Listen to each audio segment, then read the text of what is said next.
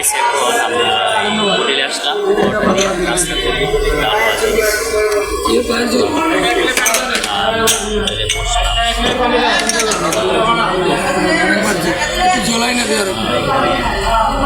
একটা ভালো দিক সস আছে না, সস এই ধনিয়া ধনিয়া ধনিয়া দিছে, এটা খাইতে টেস্ট লাগে, আমার কাছে ভালো লাগতেছে। তারপরে আরেকটা এও দিছে সুন্দর ডাল দিছে, সুন্দর একটা ডাল দিছে। সবচেয়ে ইন্টারেস্ট বিষয় হচ্ছে যে সস ধনিয়া দিছে খাওয়ার জন্য।